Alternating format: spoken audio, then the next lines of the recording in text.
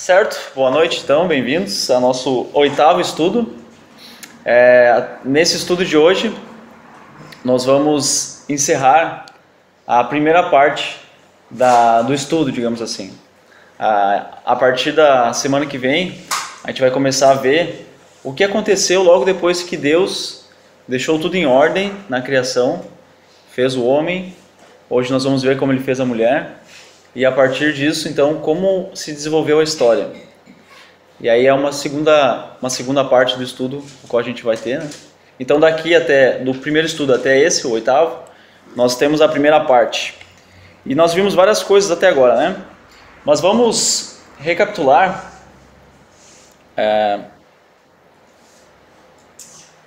o que a gente viu na semana passada. Para quem Deus preparou a terra?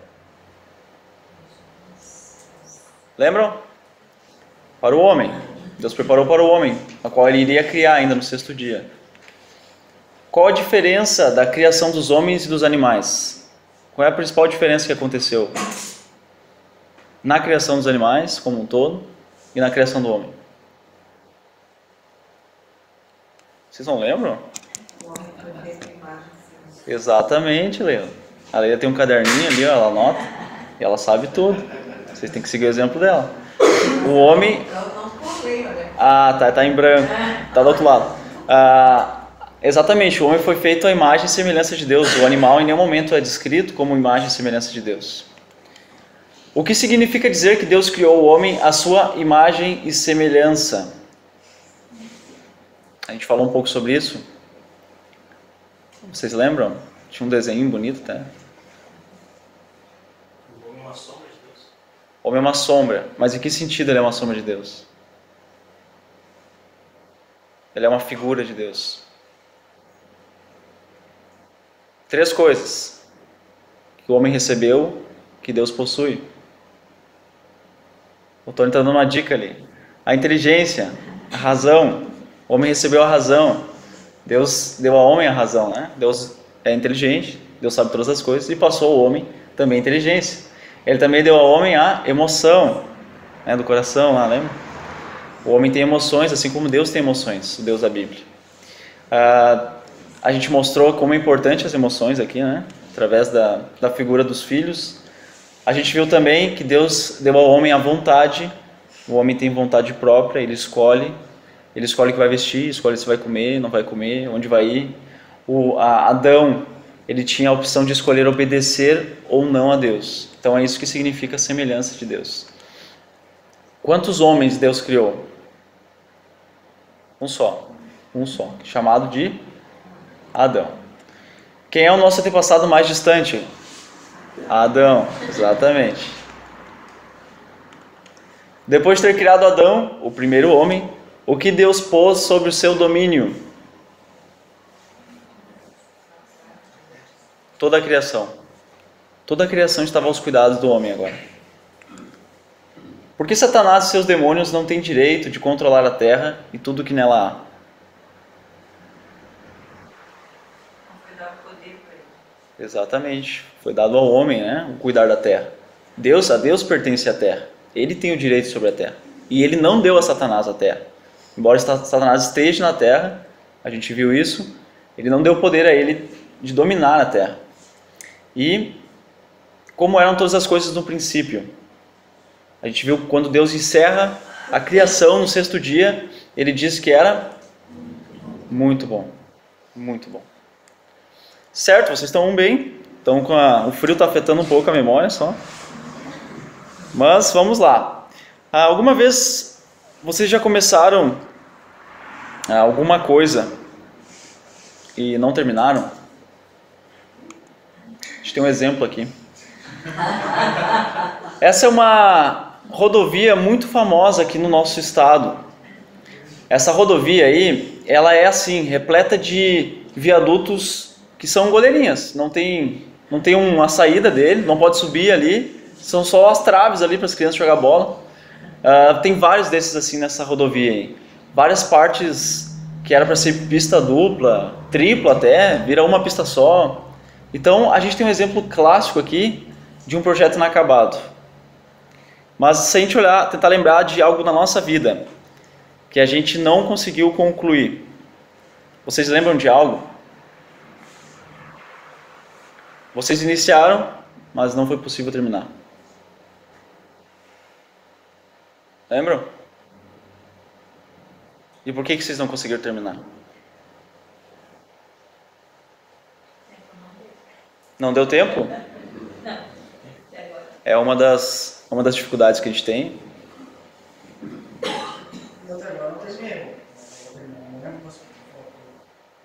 Está no processo ainda, né? De terminar. Eu nunca completei meu estudo de inglês. Faltou vontade para terminar. A gente pode ser impedido por mudar de ideia, né? A gente pode perder o interesse de terminar. Pode se tornar muito difícil. Pode também dar mais trabalho do que a gente imaginava. Alguém pode interromper isso que a gente está fazendo e não permitir terminar. Também pode acabar o tempo, né? Não dar mais tempo para concluir. E ainda pode faltar dinheiro para concluir. Que de certa forma também foi o que impediu de continuar estudando. Mas mais à vontade mesmo. Então, a gente pode ter mudado de ideia, né? Pode ter acontecido várias coisas. Mas Deus, Ele não é como nós. Deus, Ele nunca desiste do que Ele planeja fazer. Deus, Ele planejou, tinha um plano bem específico e Ele não mudou de ideia, não desviou do caminho, nada pôde impedir Ele. E a gente vê isso em Gênesis 2:1, vamos ler.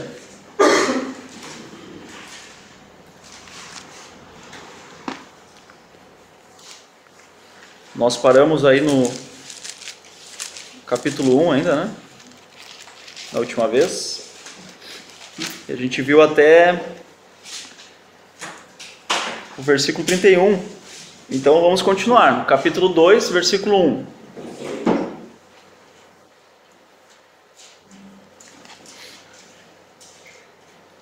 Vamos ver Deus terminando o que planejou fazer.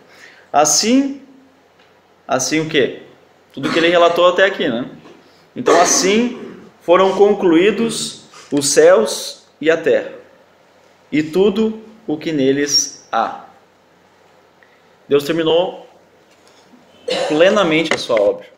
O seu plano foi realizado plenamente. E nós podemos até mudar de planos, né, de ideias, mas Deus não muda. E outra coisa, ninguém pode impedir Deus de concretizar um plano que Ele tem. Nada, nem ninguém pode impedir Ele. Ele faz tudo o que Ele planeja. Nenhum ser humano pode impedir a Deus. Satanás não pode impedir os planos de Deus. Nada pode impedir os planos que Ele tem. Ele realmente realiza. Ele é maior do que qualquer coisa, então nada pode impedir.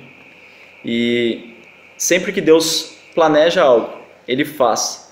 E é por isso mesmo que a gente pode confiar nas promessas dEle. Se Ele prometeu fazer algo, Ele nunca deixou de cumprir. Ele sempre realiza o plano dEle. Vamos ver esse salmo aqui. Salmo 33, 11.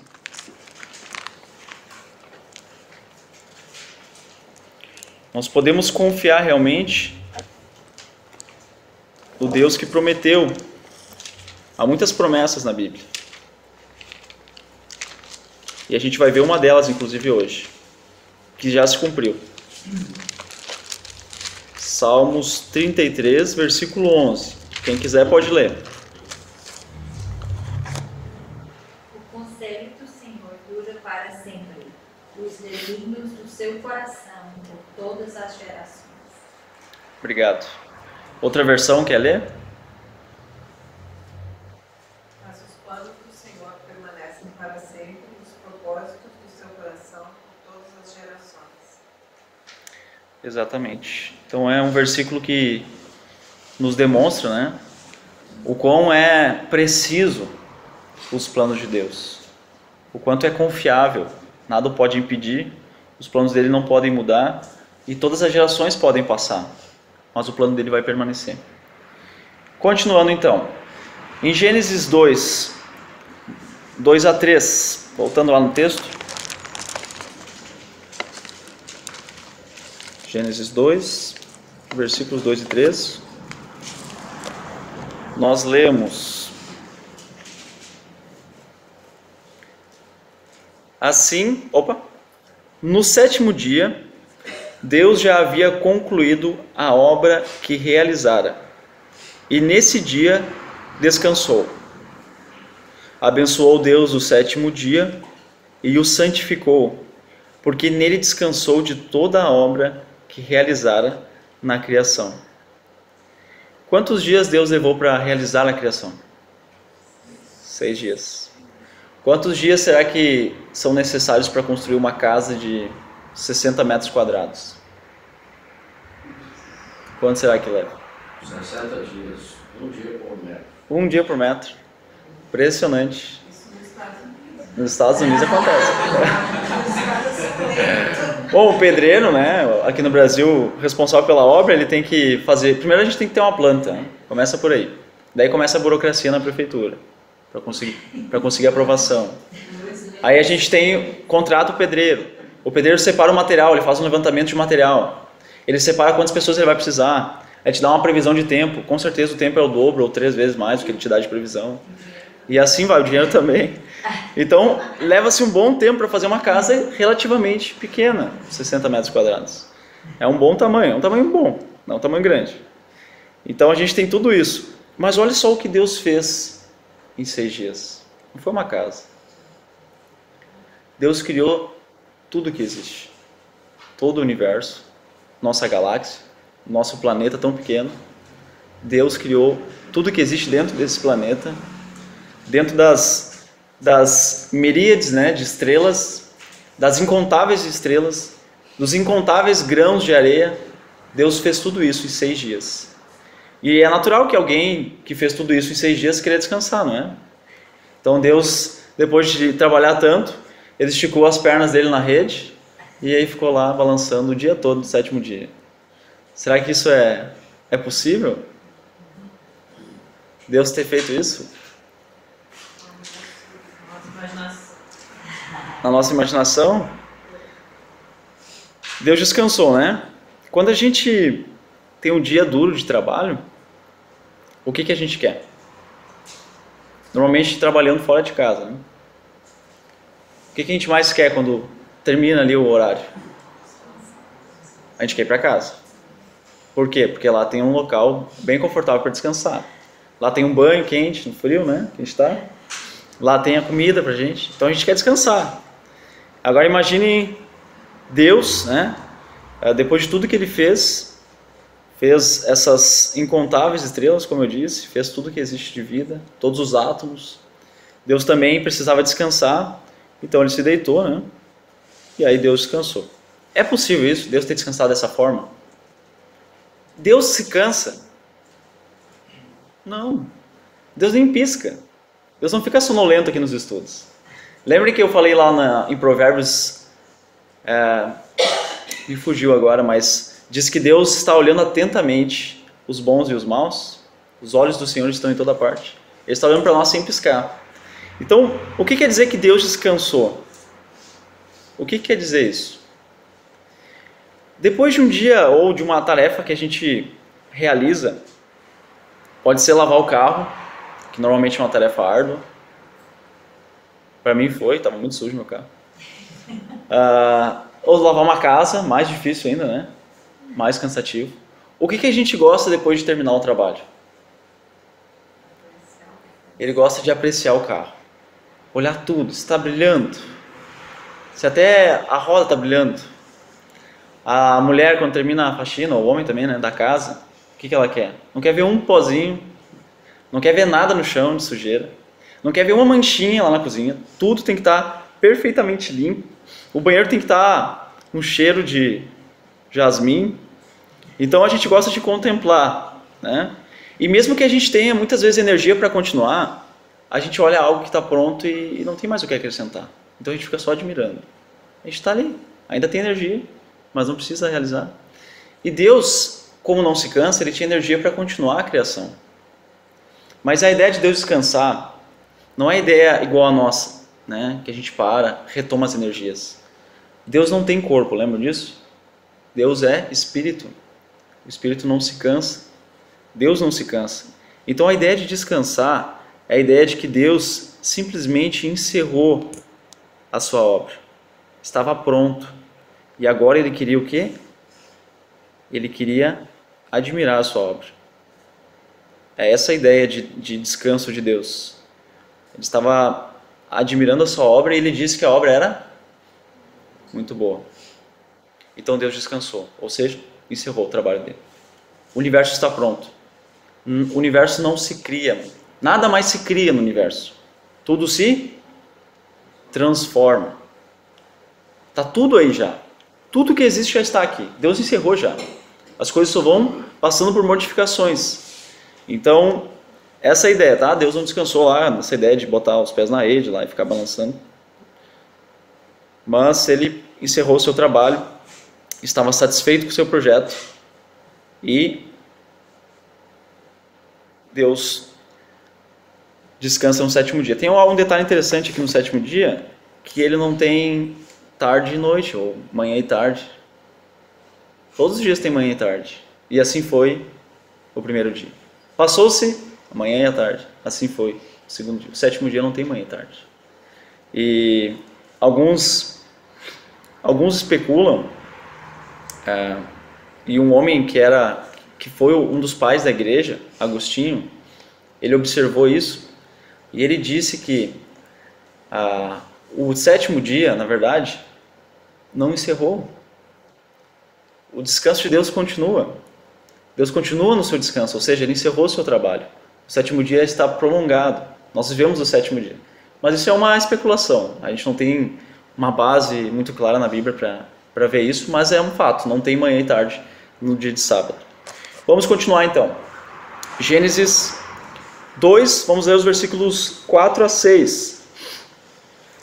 Esta é a história das origens dos céus e da terra, no tempo em que foram criados. Quando o Senhor Deus fez a terra e os céus, ainda não tinha brotado nenhum arbusto no campo, e nenhuma planta havia germinado, porque o Senhor Deus ainda não tinha feito chover sobre a terra, e também não havia homem para cultivar o solo. Todavia, brotava a água da terra e irrigava toda a superfície do solo. Algo muito interessante é falado nesses versículos aqui. Antes de falar sobre ele, tem um outro detalhe aqui que eu tenho quase certeza que vocês não perceberam. Mas até aqui, nesse versículo, Deus, ele é chamado de Deus. A palavra Elohim em hebraico, ele é chamado de Deus, simplesmente isso. O nome popular, Deus. Mas a partir daqui, do versículo 4, a gente vê o quê? Senhor. E ele está em destaque na sua Bíblia ali, né? Ele deve estar em todo maiúsculo ou itálico ali. Ele tem um detalhe.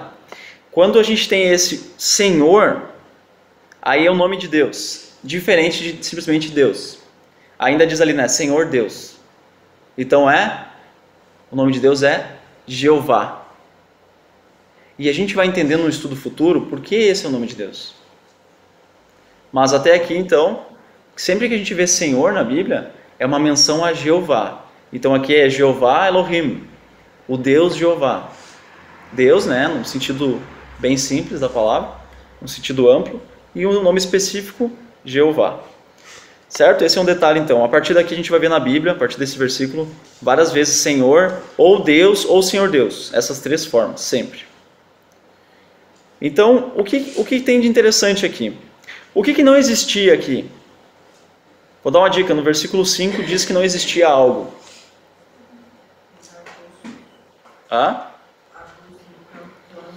Sim.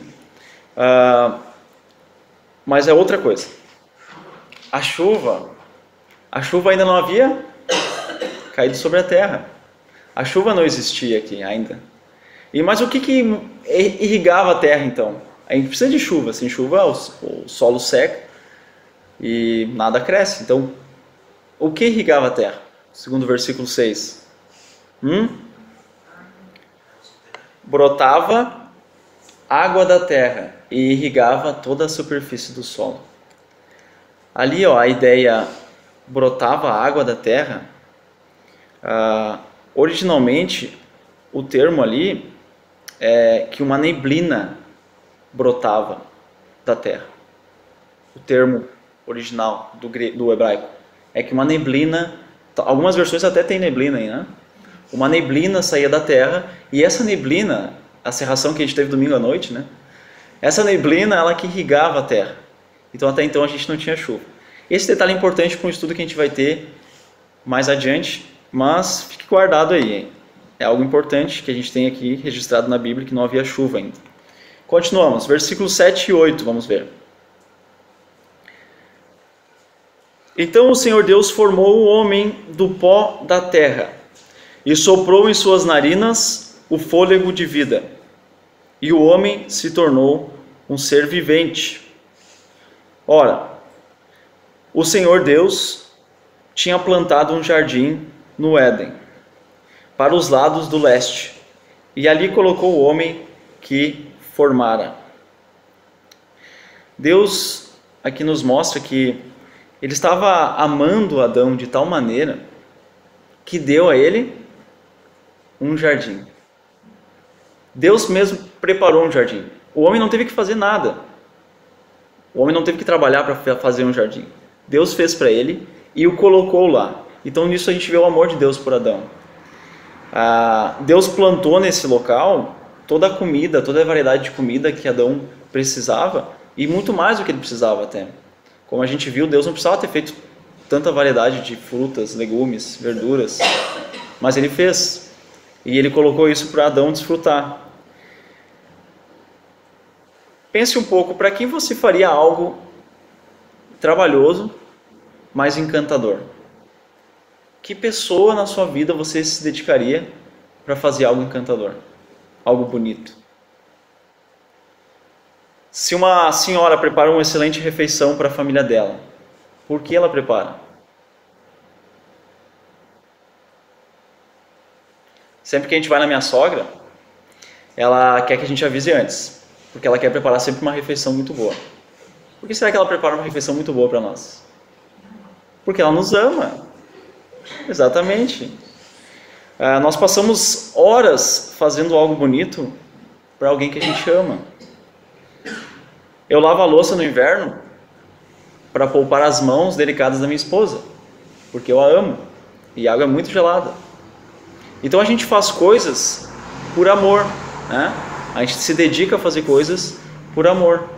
E Deus fez o mesmo com Adão, preparou um jardim para ele, se dedicou para isso, e Deus amava Adão. E a gente pode imaginar só como era esse jardim, né? Existem jardins no mundo, se você colocar lá no Google 10 jardins mais bonitos do mundo, vai ver em várias partes do mundo. Tem no Japão, tem na França, tem no Canadá, nos Estados Unidos, jardins muito bonitos, mas com certeza nenhum deles se comparava, né, ao jardim que Deus criou. Vamos repetir o versículo 8.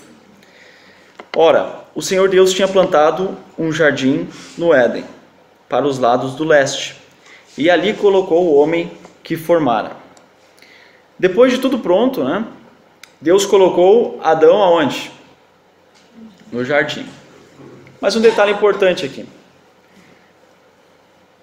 Será que alguém perguntou para Adão se ele queria ir para o jardim?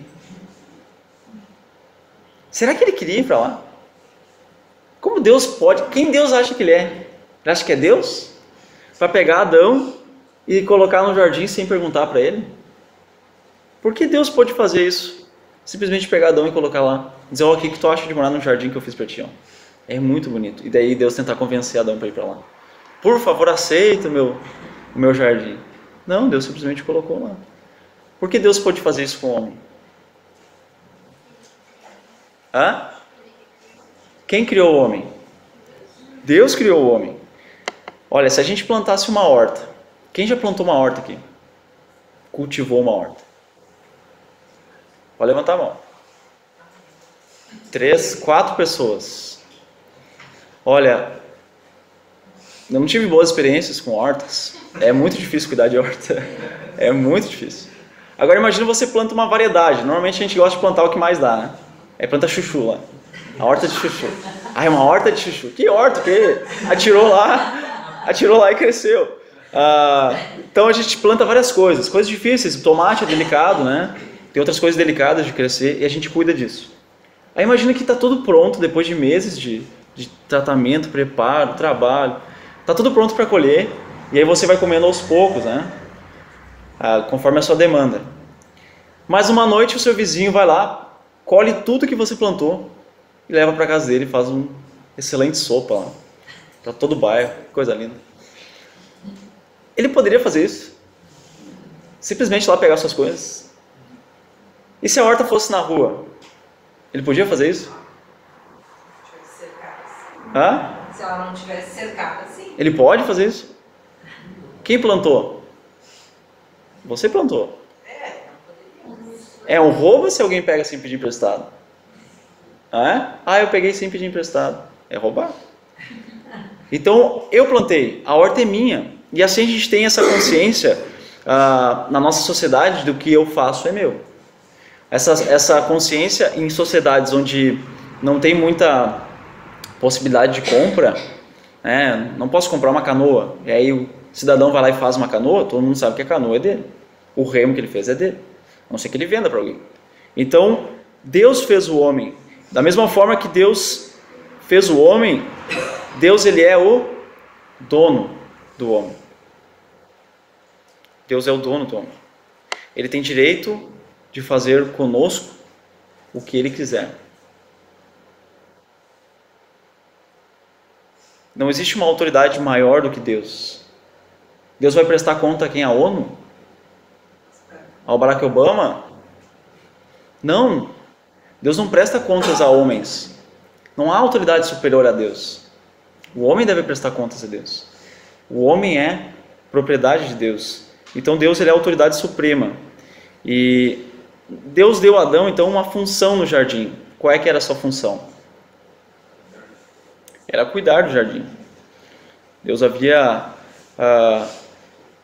Deus não deu essa ordem diretamente aqui, mas Deus já tinha dado a ordem, quando a gente viu no capítulo 1, que o homem deveria fazer o quê?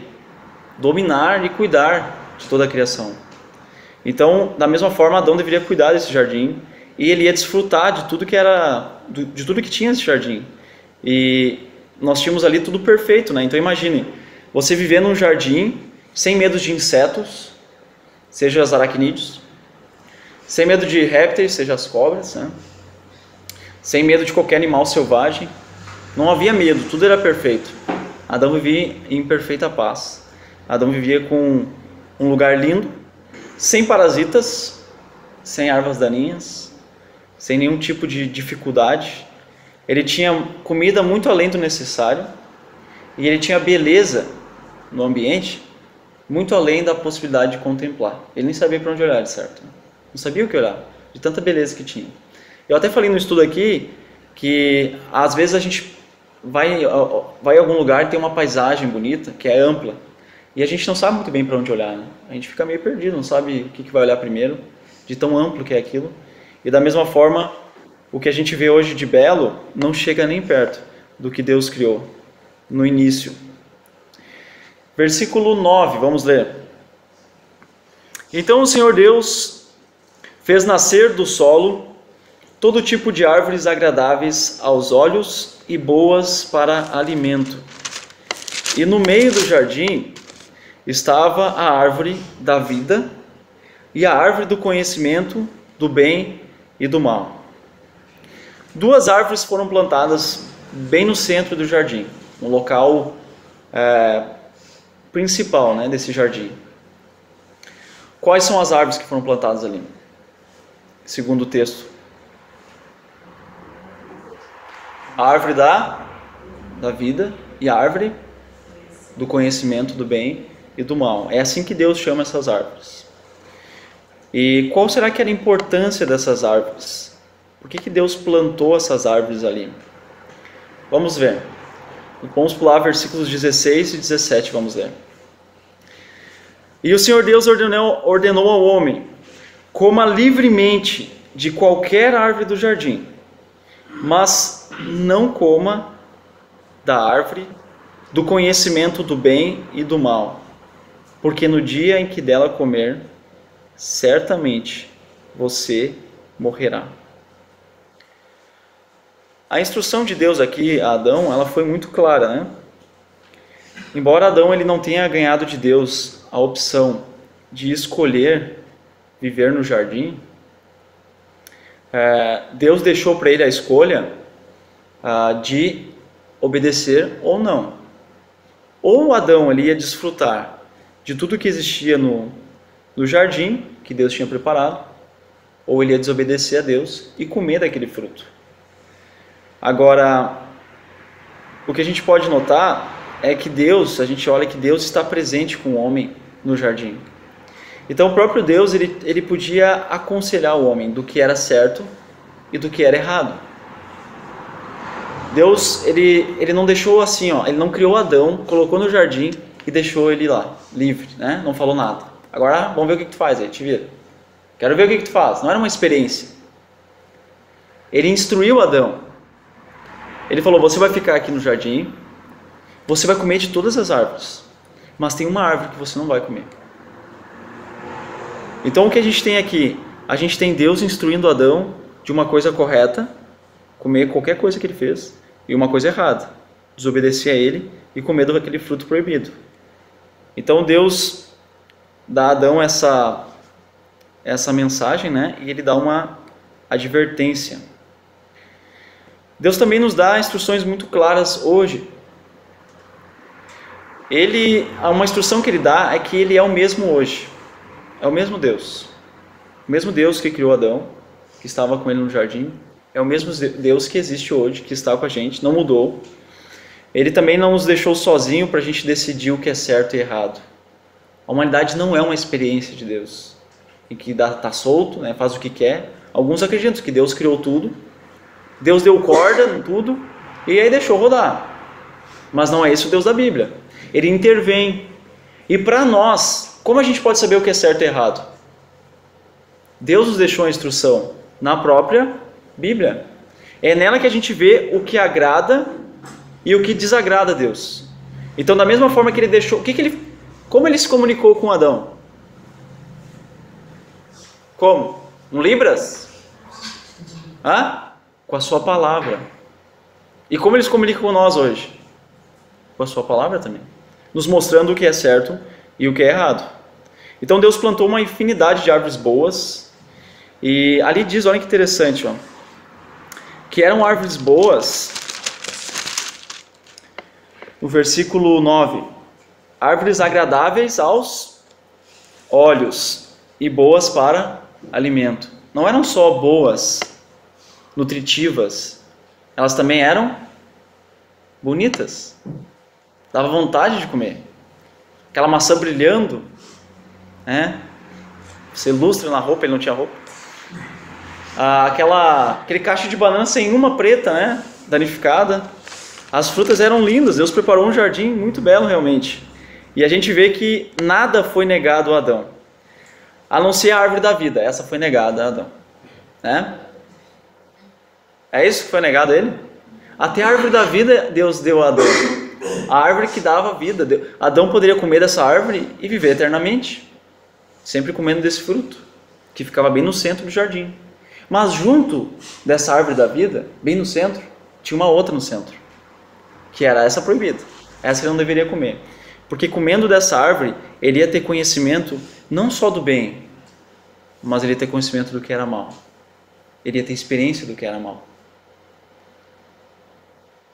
Então agora ele tinha uma decisão em suas mãos. Qual é que era a decisão dele? Quais as duas opções que ele tinha? Obedecer ou não obedecer.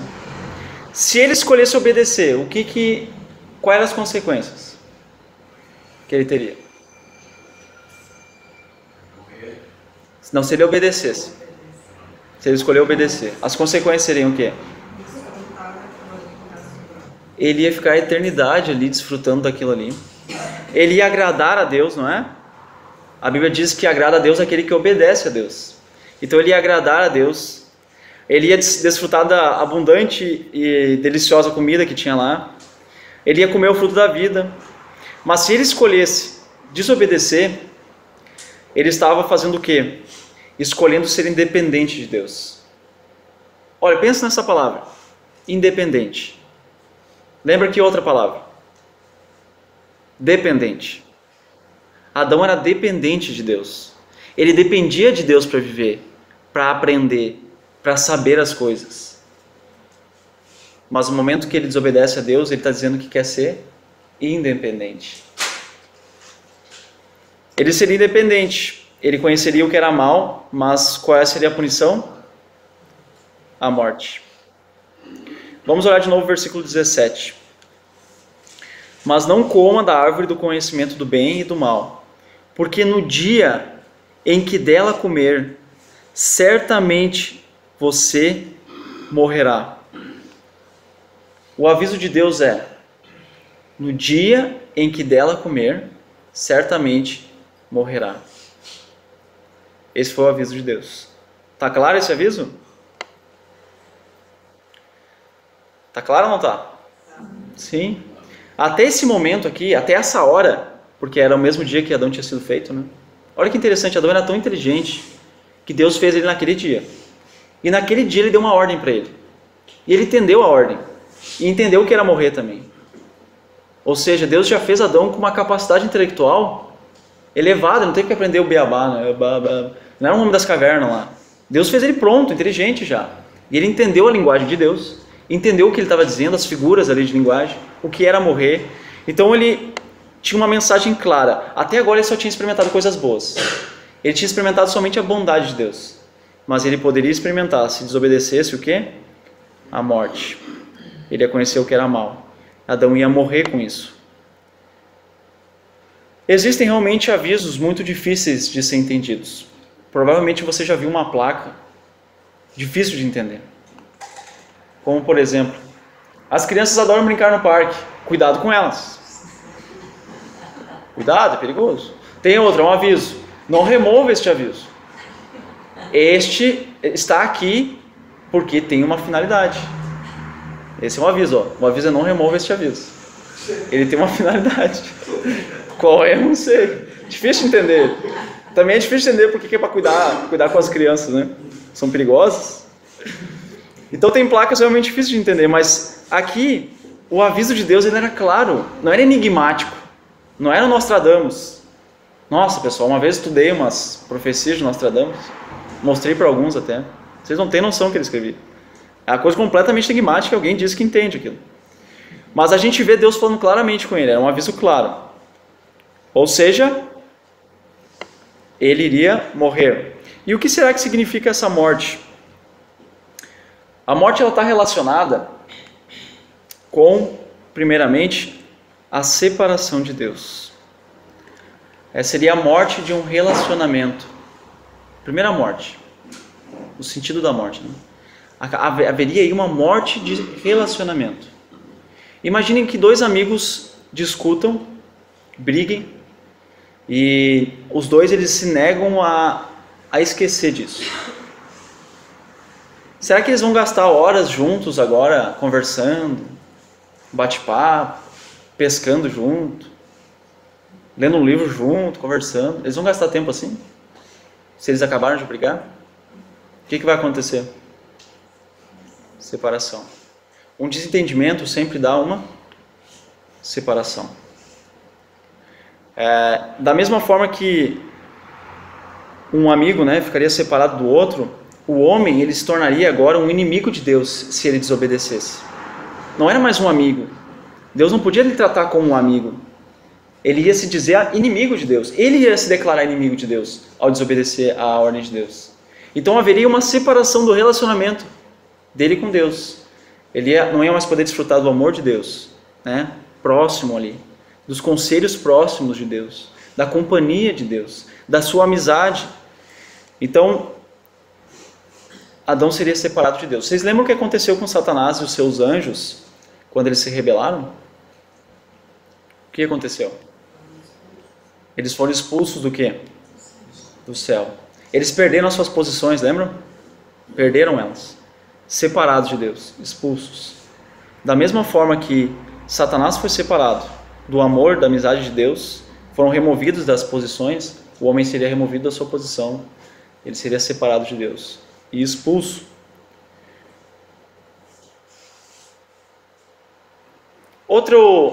Outra coisa que quer dizer essa morte é a separação do corpo. Adão ele ia morrer fisicamente também. O corpo dele, a partir do momento que ele desobedecesse, estando afastado de Deus, que é o sustentador da vida, o corpo dele ia começar a envelhecer e a morrer. Pode me alcançar, André? Eu trouxe aqui... Obrigado. Eu trouxe aqui esse galho. É de uma árvore chinesa. Eu não lembro o nome dela. Tem na frente de casa. Ele foi arrancado. Arrancado da fonte de vida dele. Qual é que é a fonte de vida desse galho? É a árvore. Mas sabe que ele está igualzinho a como ele estava antes de eu arrancar. Não mudou nada. Quer dizer que ele está vivo? Mas parece estar. Ele perdeu a fonte de vida dele. Isso é só uma questão de tempo para a gente perceber que ele morreu. Ele só está com a aparência ainda de vivo. Mas esse galinho aqui, ele morreu. Está separado da sua árvore, que é a fonte de vida. Da mesma forma, o homem, separado de Deus, ele estaria morrendo a cada dia. Quando Deus diz, certamente morrerás, lembra dessa frase? Sabe como ela é em hebraico? Morrendo morrerás. Morrendo morrerás. Mais à frente a gente vai entender um pouco melhor essa frase. Então foi traduzido em português certamente, né? Então da mesma forma como o galho, ele iria morrer, o seu corpo ia definhar e finalmente Adão iria morrer. Quando alguém morre, o que morre? Morreu alguém. O que morreu na verdade? O corpo morreu. Quando o corpo morre, a alma se desliga do corpo. Quando Deus fez Adão, vocês lembram? Ele fez Adão do quê? Do pó da terra. Ele tinha vida? Não. O que Deus fez? Soprou vida em suas narinas. Esse sopro de Deus é a alma, é a semelhança de Deus. A alma do homem foi soprada por Deus. Então, quando o corpo morre, essa alma, ela se separa do corpo. Uma última coisa que a separação, a morte causaria, era essa separação eterna no Gehenna. Não tem aquele A lá antes, desculpa. É só 2E, daí na. Gehenna. O que é o Gehenna? Eu falei quando falei dos estudos dos anjos. Alguém lembra? Gehenna é a palavra grega para lago de fogo. O que é o lago de fogo?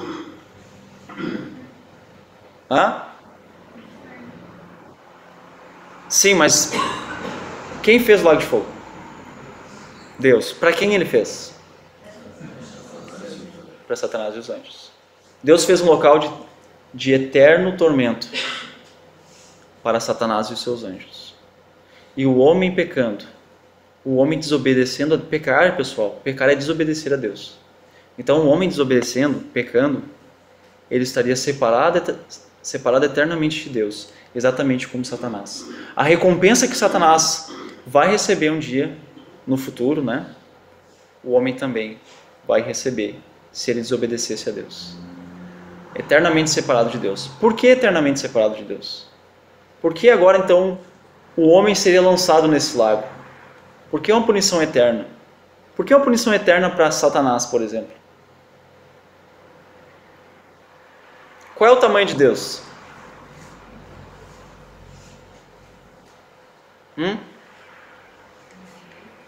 Infinito? Uma ofensa contra um Deus infinito tem que tamanho? Infinito.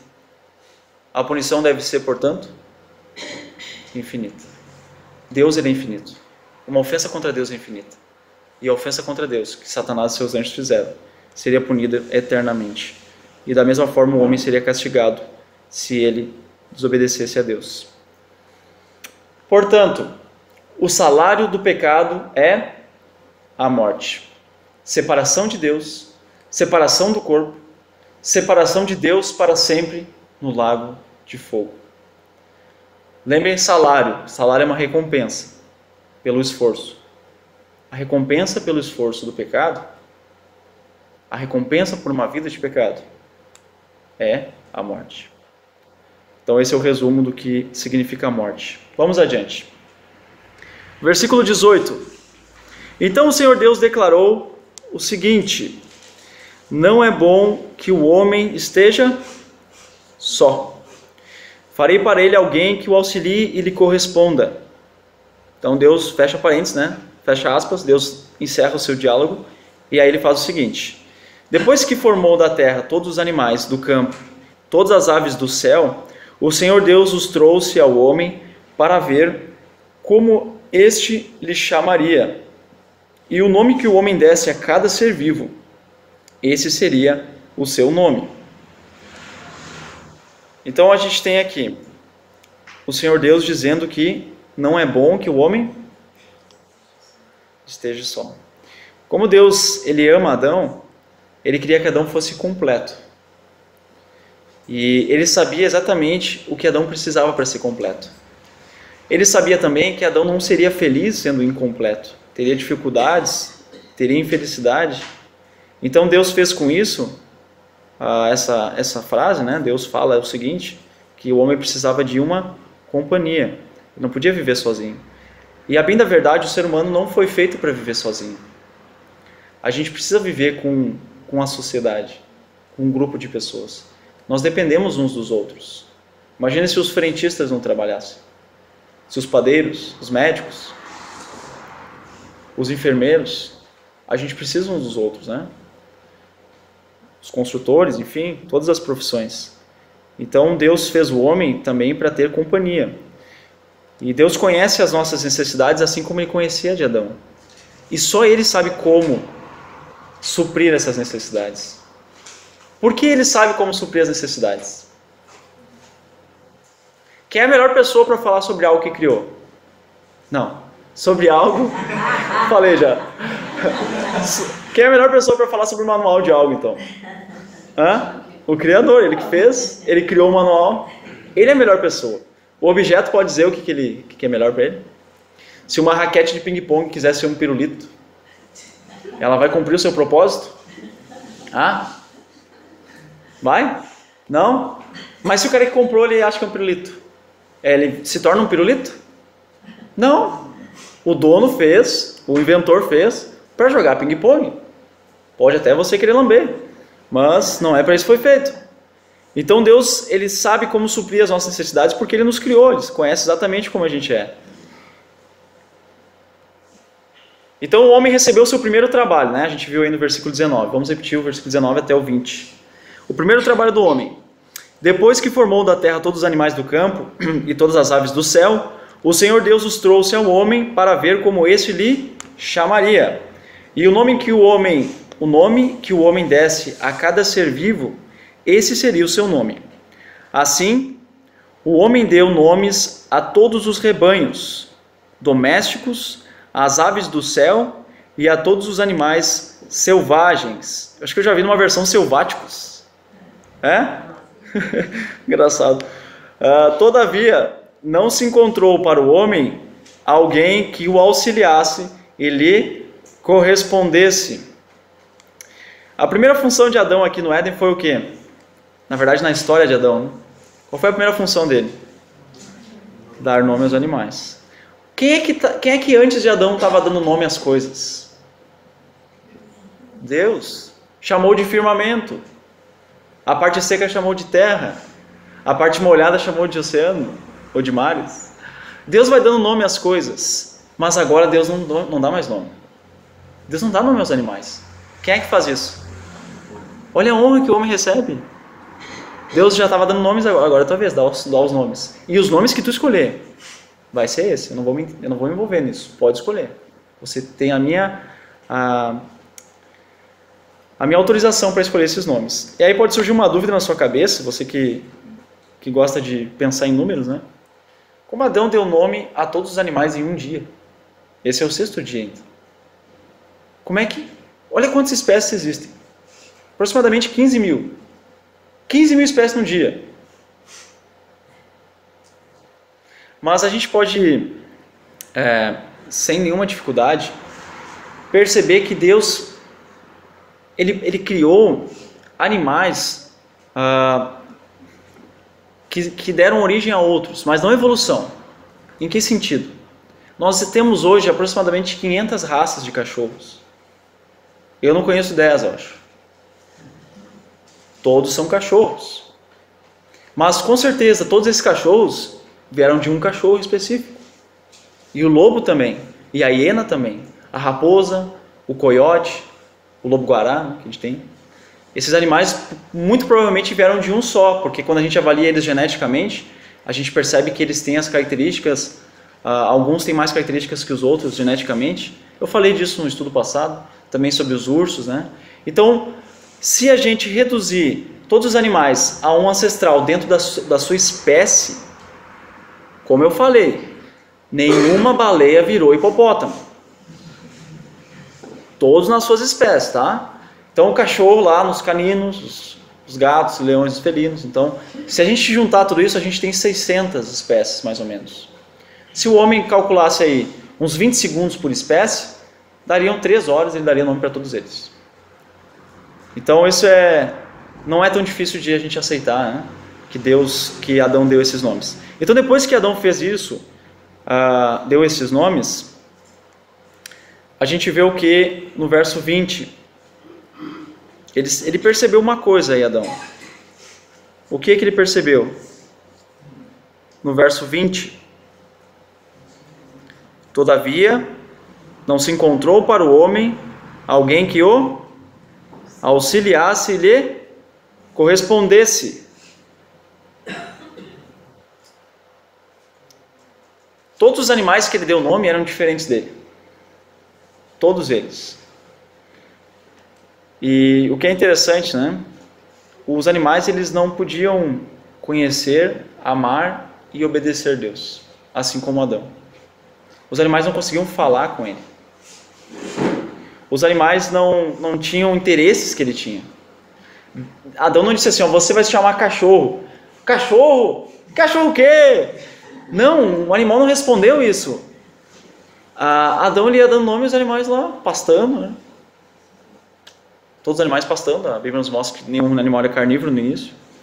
Então lá a vaca lá pastando, ele deu, você vai ser a vaca. Claro que o nome que ele deu a gente não sabe, né? Mas ele deu um nome para a vaca. E nenhum animal respondia a ele à altura. E aí ele percebe o que Deus já tinha percebido. Que não é bom que ele estivesse só. Que ele não tinha alguém para corresponder. Não tinha alguém para auxiliar. Ele não tinha alguém que seria a sua companhia. Então quem é que poderia fazer uma companhia para ele? Adão? Será que ele poderia fazer um molde de barro lá? Uma mulher no barro? Ele sabia que era mulher, né? Como é que ele ia fazer? Se ele fizesse, ia fazer alguém igual a ele. Não ia dar certo. Então quem é que tinha poder para fazer? Satanás? Não. Deus é o único que tinha poder para fazer. Vamos ver no versículo 21 a 22. Então o Senhor Deus fez o homem cair em profundo sono. E enquanto esse dormia, tirou-lhe uma das costelas, fechando o lugar com carne. Com a costela que havia tirado do homem, o Senhor Deus fez uma mulher e a levou até ele. Olha que interessante. O que Deus fez aqui? No que a gente leu? Uma cirurgia. Existe alguma tolice aqui? Um mito aqui? Uma bobice científica? Não. Quando a gente vai fazer uma cirurgia, o que é a primeira coisa que a pessoa recebe? Uma anestesia. O que Deus fez com Adão? Naninha. Colocou ele no sono. Fez uma anestesia nele, colocou ele para dormir, né? Por que Deus tirou uma costela? Primeiro, por que Deus tirou um osso, então? Por que Deus não tirou um dedão? Sei lá, um pedaço da pele? Por que Ele tirou um osso? Sabe por quê? Porque no osso humano, dentro dele, a gente tem tudo o que é necessário para se clonar um ser humano. Todo o material necessário para fazer outro ser humano fica dentro do osso. É assim que eles clonam animais. Planta não tem osso, né? Mas os cientistas clonam plantas também. Uma contribuição ao nome disso é célula-tronco. A célula-tronco. Obrigado, Matheus. Então está ali dentro. E por que uma costela? Eu fiquei pensando nisso hoje. Por que uma costela? E eu cheguei a uma conclusão. Muito provavelmente porque é o osso que menos faria falta a ele. É a menor costela. Né? Imagina tirar um dedo. Que falta é fazer para ele, né? Qualquer osso do pé ia impossibilitar ele de caminhar. Se tirasse qualquer osso do pé. Não ia conseguir caminhar. Todos os ossos estão ali para a gente poder caminhar. Então, penso que foi para não trazer tanto efeito sobre ele. E aí Deus preencheu aquele buraco, não ficou um buraco feio, né? Deus fez uma cirurgia plástica, colocando carne no lugar. E aí Deus fez a mulher. Nenhuma tolice aqui. A gente vê que Deus sabia fazer cirurgia antes mesmo disso ser conhecido pelo homem.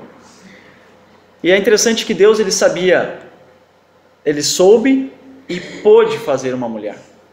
Hoje a gente até sabe na teoria como se clonar um ser humano. Mas a gente pode fazer isso? A gente consegue pegar um ser humano, tirar um osso dele, ou tirar a informação do osso, e fazer outro ser humano sem usar nada? Não adianta só saber como se faz. Deus também sabia, Deus sabia e também podia fazer. E por que Deus podia fazer uma mulher?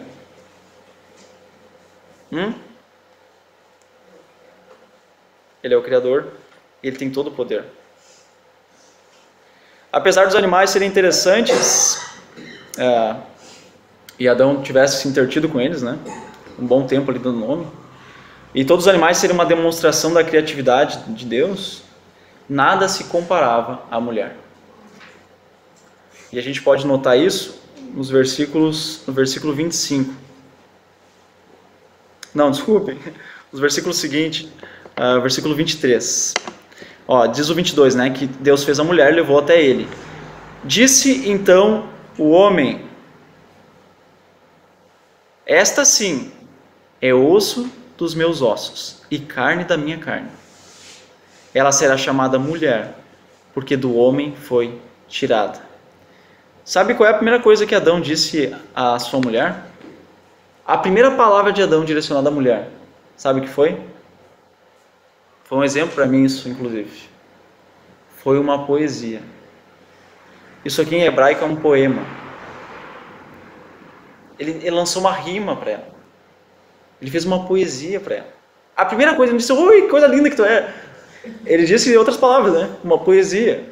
Olha que impressionante. Ele me deu um bom exemplo de como eu devo tratar minha esposa. E aos rapazes que não têm esposa aí, né? Também, boa maneira de tratar um presente que Deus dá. Ele ficou tão feliz, Adão. Ele até tinha se impressionado com os animais, né? Mas quando Deus apresenta a mulher, ele ficou tão feliz que fez esse poema. E aí ficou completamente babando aí pela mulher, né? Vamos ler o versículo 25. O homem e sua mulher viviam nus e não sentiam vergonha. Então, a gente tem aqui a criação feita, pronta. Nós temos o homem e a mulher ali comendo uma banana. Ambos estão nus e eles estão felizes. Eles não têm culpa, eles não têm medo ali, eles não têm malícia, eles não se importam em estar nu. Nenhum dos dois se sente envergonhado ou constrangido. A gente só se sente constrangido porque a gente pensa que pode ser ameaçado, né? A pessoa vai debochar, vai rir de mim, vai me diminuir. Eles não tinham esse medo, eles não tinham essa malícia. Simplesmente viviam assim tranquilos. Até ele está sentado numa pedra ali, tanto lugar para sentar. Vocês lembram que eu falei na semana passada sobre a cor de Adão? O Guilherme ficou muito espantado com isso. Lembram? Lembra, Guilherme? Sobre a cor dele? Então vamos ver algo interessante. A gente vê na humanidade uma grande variedade de cores. Aqui tentaram representar, olha para os bracinhos ali, cada diferença de cor que a gente tem nos seres humanos. Essa é uma imagem do... fugiu o nome. National Geographic. Ou Geografia Nacional. Eles fizeram então esse levantamento, né, de todas as peles, a cor de pele. Olha a variedade que a gente tem de seres humanos. O tipo de cabelo, a cor de cabelo, a cor dos olhos, a cor da pele, o tipo de nariz, tipo de orelha, tipo dos olhos, a gente tem diferentes tipos de seres humanos. E aí está uma demonstração de que todos eles não puderam vir de um casal. Logo, a Bíblia está errada. Como é que vai vir toda essa gente de um casal só? Pessoal, a Bíblia está correta, porque pensem o seguinte: se a gente tivesse somente casais, ou se Deus tivesse feito o Adão e Eva brancos, que pessoas nós teríamos hoje? Somente pessoas brancas. Se Deus tivesse feito eles negros, nós teríamos somente pessoas negras. Isso por causa da genética do ser humano. A gente, por causa da nossa genética, a gente sempre vai manter as nossas características principais. Então, se os dois têm as mesmas características, né, não vai ser nada diferente. Os dois vão manter aquilo igual. Então, que cor de pele deveria existir para que todas as peles pudessem vir? Foi feito um estudo a respeito disso. Qual é a pele que daria origem a todas? E sabe o que foi descoberto? Que a cor de pele que deu origem a todas as pessoas é a cor de pele dos nossos índios, chamados aqui, pataxós, índios brasileiros. Essa é a cor de pele, a cor avermelhada, que deu origem a todas as cores de peles. Isso foi avaliado geneticamente, tá? Olhando a pele, o que eles consideram? A pele que tem menos reação com o sol. E a pele que tem menos reação com o sol é a pele vermelha.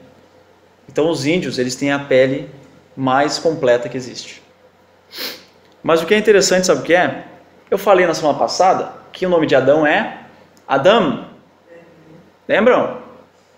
Adão. E ele foi feito do quê? Do pó da terra. Pó da terra é? Adamá. Adão e Adamá vem de uma outra palavra. As duas vêm de uma única palavra. Qual é a palavra? Adem. O que é Adem? Avermelhado ou vermelho. O primeiro casal tinha a cor da terra. Sabe que o solo mais comum na terra, eu não sei se eu vou pronunciar certo ele, é o saprólito. Eu não sei a entonação dele, qual sílaba é entonada. O saprólito, o saprolito. É essa terra vermelha, o barro vermelho. É a terra, o solo mais comum no mundo. Deus fez o homem do solo. E a gente tem o quê? O primeiro casal. Pele vermelha. Essa era a cor de Adão. A origem de todas as peles. Também eu não consegui preparar aqui algumas imagens, mas o fato de a humanidade vir de uma única mulher, de um único homem, durante muito tempo foi atacado também na Bíblia, em relação à Bíblia, né? Foi atacado. Eu lembro na escola, eu fui ensinado o seguinte: é impossível toda a humanidade ter vindo de uma única mulher, de um único homem. Por que é impossível? Porque se a gente pega irmãos com irmãos, primos com primos e assim indo, a gente vai o quê? Tendo degenerações. Vai nascendo pessoas com defeitos. Daqui a pouco está todo mundo com defeitos físicos, e aí ninguém é perfeito, né? Agora, foi feito um estudo em cima de uma informação que existe no DNA, chamado mitocôndria. O que é interessante é que as mulheres, elas recebem essa mitocôndria somente da sua mãe. Do homem não recebem do pai isso. Então é passado de mulher para mulher, Marisa. É passado de mulher para mulher, a mitocôndria. Então o que uma cientista fez? O nome dela é Rebecca... Eu passo para vocês semana que vem. Rebecca Sen, algo assim. Ela fez um estudo, é uma doutora, nessas mitocôndrias, então. Pegando 147 pessoas do mundo todo e avaliando se elas tiveram a informação mitocondrial igual. E ela percebeu que todas as mulheres de diferentes partes do mundo que ela pegou tinham a mesma informação. O que significa isso? Que todas tiveram uma única mãe.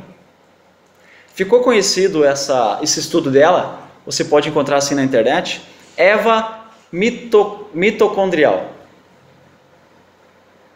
Foi dado até o nome de Eva para ela. Mas os cientistas dizem que a gente não pode supor nada com isso. Não é isso, não é que é da Bíblia isso aí. Não é nada disso. É outra coisa. Mas que outra coisa?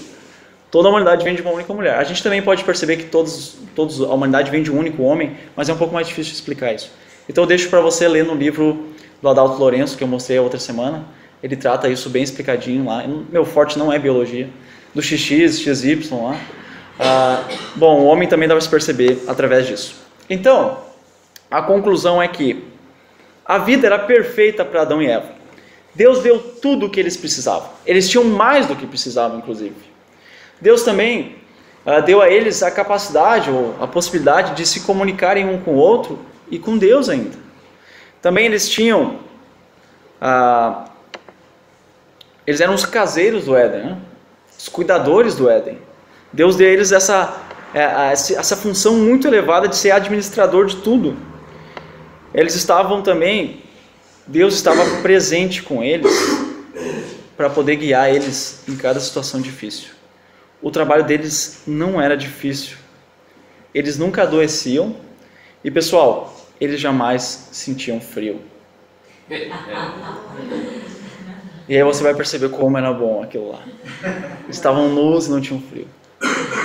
Mas por que o mundo é tão diferente de hoje do que era naquela época? Por que Deus não está mais presente? Por que o trabalho é tão difícil? Por que a gente adoece?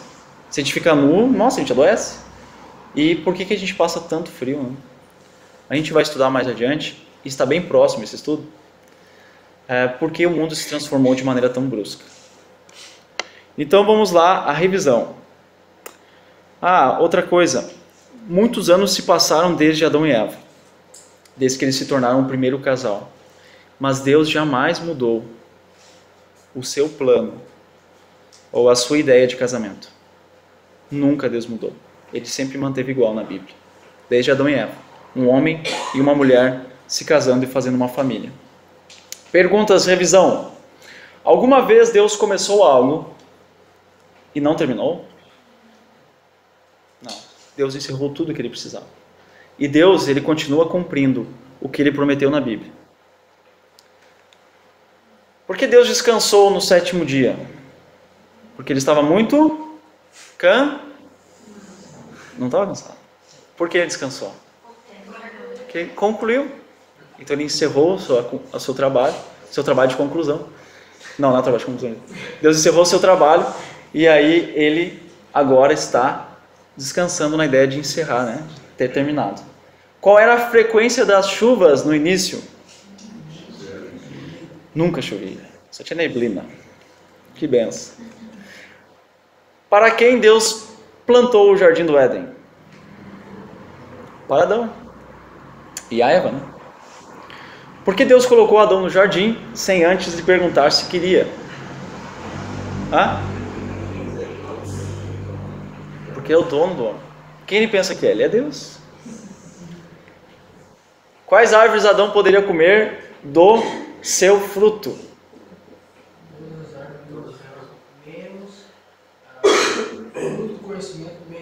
Mas olha só, te dá um biscoito, rapaz. Não, biscoito não, biscoito é para cachorro, desculpa. Te dá um chocolate, obrigado. Me ajudou a me consertar. Qual era o nome da árvore que ele não poderia comer do fruto? A árvore da conhecimento do bem e do mal. Essa era a árvore. O que Deus disse que aconteceria a Adão se comesse deste fruto? Morrendo, ele morreria. Não é a morte morrida. O que Deus quis dizer quando falou que o homem morreria? Ela não escreveu o resto.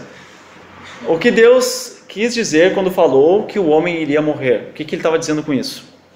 Separação. Separação do quê? De Deus, do seu corpo e eternamente de Deus no lago de fogo. É isso que ele quis dizer. Mais perguntas. Quem decidiu que Adão precisava de uma esposa como companheira? Se Adão fosse escolher, Que animal ele ia escolher para ser companheiro? Não dá nem para imaginar, né? Não tinha ninguém para corresponder. Então, foi o próprio Deus que decidiu isso. Ele sabia a necessidade de Adão. Por que Deus decidiu fazer uma esposa para Adão? Para ele não estar só. E para poder auxiliá-lo, né? Como Deus fez da primeira mulher, da sua costela, né? Ele não fez do barro, do pó, ele fez do próprio homem.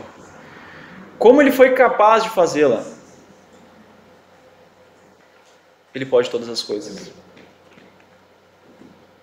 Vamos ver se eu acerto hoje. Se ne quiser, der. Acertei. Se ne quiser, não errei. Se ne quiser, der.